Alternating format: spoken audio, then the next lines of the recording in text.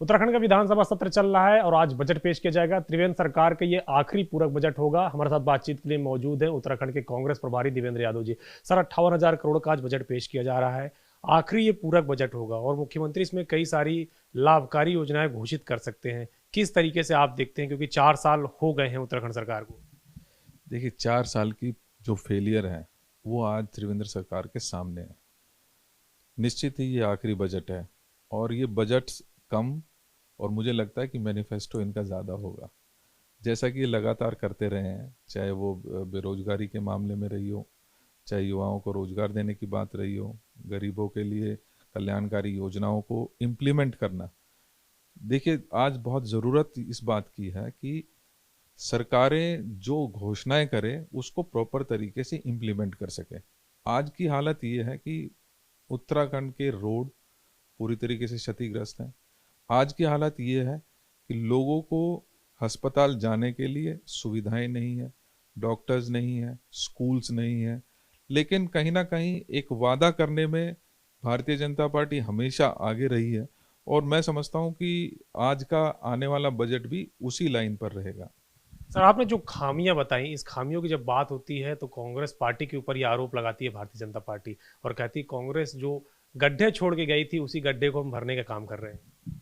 आपके सामने है जो विधानसभा माननीय हरीश रावत जी के समय पर बनी, उसके लिए वादे तो बहुत हुए, लेकिन आज लोगों को वहां तक पहुंचने के लिए, आज भराड़ी सेन पहुंचने के लिए लोगों को संघर्ष करना पड़ता है। आज रोड पूरी तरीके से क्षतिग्रस्त है वहां पर। और मैं समझता हूं कि ये लोग वादा कर सकते हैं, जैसा कि अभी चुनाव जैसे जैसे सामने आए हैं, तो इन्होंने वादा किया है कि हम गैरसैंण को विंटर विंटर का वो बनाएंगे, राजधानी बनाने घोषित करने की बात की है। लेकिन उसके लिए प्रोविजन क्या किया? क्या सरकार वहां पर बैठेगी? क्या सरकार के नुमाइंदे वहां पर काम करेंगे? नहीं। आज हालत ये है कि वहां पर कोई राजधानी से दूसरी राजधानी तक जाने का ट्रांसपोर्टेशन अगर आप ढूंढने जाएंगे तो वहां से कोई ऐसी ट्रांसपोर्ट की बस नहीं मिलेगी जो सीधी देहरादून से गैरसैंण तक जाती हो।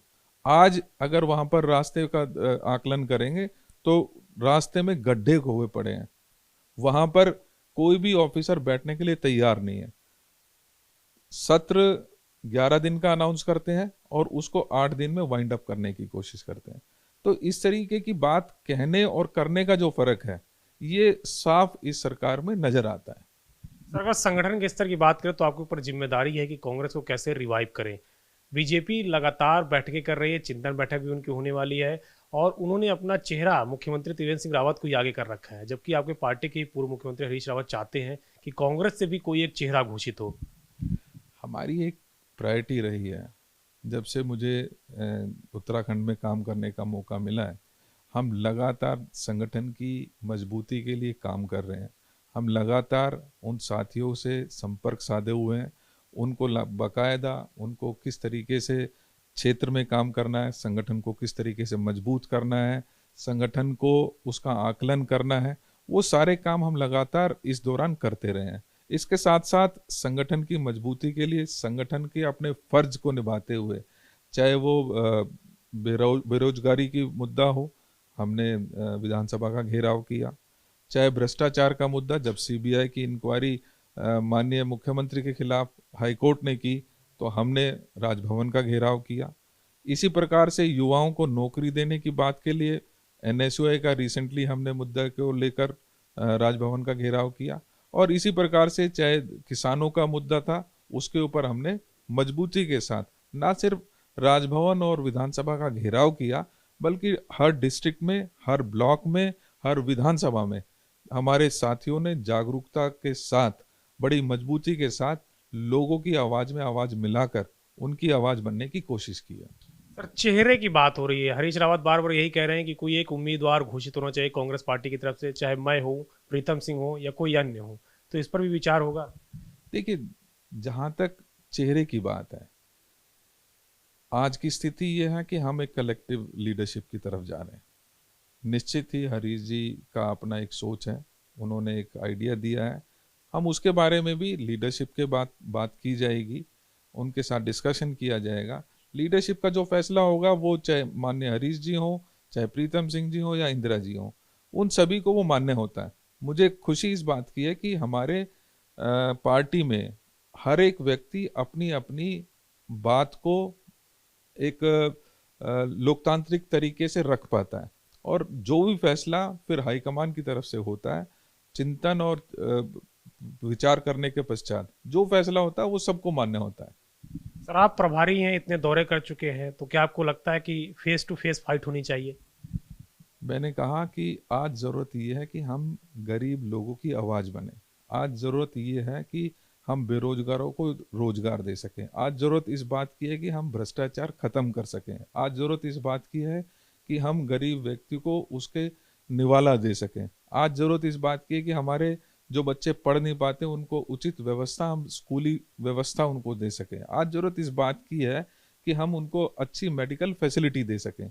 और हमारा पूरा चुनाव का कैंपेन लगातार यही रहेगा कि हम किस तरीके से सबको साथ लेकर सबकी आवाज को बुलंदी प्रदान कर सकें, और अपने इस राज्य को, जिसका आज बेरोजगारी में 23% के साथ सबसे पिछड़ा हुआ है, उसको किस तरीके से स्वावलंबी बना सकें, उनको किस तरीके से नए युवाओं को मौका दे सकें, ताकि वो अपना काम अपने पैरों पर खड़े होकर एक स्वावलंबी जिंदगी जी सकें। सर एक आखिरी सवाल है, आपने भ्रष्टाचार को लेकर, नौकरी को लेकर, तमाम मुद्दों को लेकर विधानसभा राजभवन का घेराव किया। अब कांग्रेस की आगे स्ट्रेटेजी क्या रहेगी, किस तरीके से आगे उत्तराखंड में प्रदर्शन या फिर काम होना है? देखिए, एक राजनीतिक पार्टी का ये दायित्व होता है कि जब भी कोई मुद्दा आता है, जब भी कोई जन विरोधी मुद्दा आता है, उसके खिलाफ हम अपनी आवाज बुलंद करें। हम लगातार करते रहें, आगे भी करते रहेंगे। इसी प्रकार से हमारा एक महत्वपूर्ण प्रोजेक्ट है कि हम अपने कार्यकर्ताओं को मजबूत कर सकें। हम अपने कार्यकर्ताओं को इतना चुनाव के लिए तैयार कर सकें कि आने वाले चुनाव में वो मजबूती के साथ लोगों की आवाज बन के, लोगों की परेशानियों में, दुख में, दर्द में शामिल होकर उनका विश्वास जीत सकें, और उनको एक भविष्य का सपना दिखाकर भविष्य को सशक्त कैसे किया जाए उसकी लड़ाई लड़ सकें।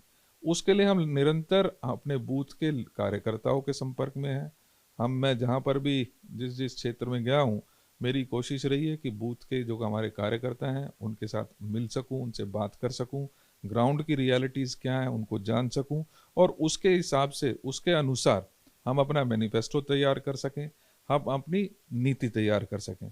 मेरी लगातार ये कोशिश है। इसमें माननीय हरीश जी हों, प्रीतम सिंह जी हों, इंदिरा जी हों, किशोर भाई हों, चाहे काजी साहब हों, ये सभी लोग जो नेतृत्व है वहाँ का, एकजुट होकर मैं देखता हूँ कि अपने अपने क्षेत्र में पूरे उत्तराखंड का ना सिर्फ भ्रमण करते हैं, लोगों के दुखों में शामिल होते हैं, उनकी समस्याएं जानने की कोशिश करते हैं, और उसके अनुसार ही अपने समाधान भी देने में कामयाब रहे हैं। तो मेरा विशेष ध्यान अब इस बात पर है कि हम अपनी बूथ की कमेटियों को इतना सशक्त कर दें कि आने वाले समय में पार्टी को मजबूती के साथ चुनाव में जाने से पहले उनके पास मुद्दे हों, उनके पास तरीका हो, उनके पास वो सारी समस्याओं का समाधान हो जो लोग देखना और सुनना चाहते हैं। आम आदमी पार्टी को कहाँ देखते हैं, क्योंकि वो भी 2022 का विधानसभा चुनाव लड़ने के लिए कह दिए है? टीवी और होर्डिंग्स में नजर आएगी, फील्ड में तो नजर आएगी नहीं। तो मेरा, जैसा हमने कहा, हम काम करते हैं संगठन के रूप में, हम काम कर रहे हैं लोगों की भावनाओं के अनुरूप नीति बनाने के लिए। हम काम कर रहे हैं कि लोगों की भावनाओं के अनुरूप जो नीति बने उसको हम किस तरीके से अच्छे से इम्प्लीमेंट कर सकें। हमारा काम है कि जो जन विरोधी आज कानून, जन विरोधी नीतियां अगर ये सरकार लेके आती है तो उसका कैसे विरोध कर सकें। हम निरंतर अपने काम में कामयाब हैं। कहीं ना कहीं हमें ये लगता है कि निश्चित ही कुछ लोग इनकी तरफ, क्योंकि ये बहुत अच्छे हैं कि होर्डिंग्स, पैसा खर्च करके अपने ऑर्गेनाइज तरीके से वो लोग अपने उनको संगठन के लेवल पे काम करना नहीं है, उन्होंने सिर्फ और सिर्फ होर्डिंग्स और पोस्टर की राजनीति करनी सीखी है, और वो उत्तराखंड में भी उसी तरह की कोशिश कर रहे हैं। मुझे पूर्ण विश्वास है, क्योंकि उत्तराखंड के लोग समझदार लोग हैं। उत्तराखंड के लोग वो जानते हैं और पहचानते हैं, लोग की पहचान करना जानते हैं। वो आंदोलनकारी रहे हैं, वो आंदोलन की नीतियों पे विश्वास करते हैं और अपना हक लेना जानते हैं। तो मुझे पूरी उम्मीद है कि उत्तराखंड राज्य, जिसमें आंदोलनकारियों का एक बहुत महत्वपूर्ण योगदान रहा है, वो भी कांग्रेस की तरफ बड़ी उम्मीद के साथ देख रहे हैं और हम कहीं ना कहीं उनकी उम्मीदों पर खरा उतरने का काम करेंगे। शुक्रिया हमसे बातचीत करने के लिए। तो यह है उत्तराखंड कांग्रेस प्रभारी देवेंद्र यादव, जिनका कहना है कि आज जो पेश होने वाला बजट है वो बजट कम, त्रिवेंद्र सरकार का मैनिफेस्टो ज्यादा रहेगा। वहीं आम आदमी पार्टी को लेकर उन्होंने कहा कि सिर्फ और सिर्फ ये टीवी और होर्डिंग्स तक सीमित है, संगठन इनका कहीं नजर नहीं आता है और कांग्रेस की तरफ तमाम सारे उत्तराखंडवासी निगाहें लगाकर देख रहे हैं। कृष्ण वीरपाल के साथ अविनाश तिवारी, एबीपी गंगा, दिल्ली।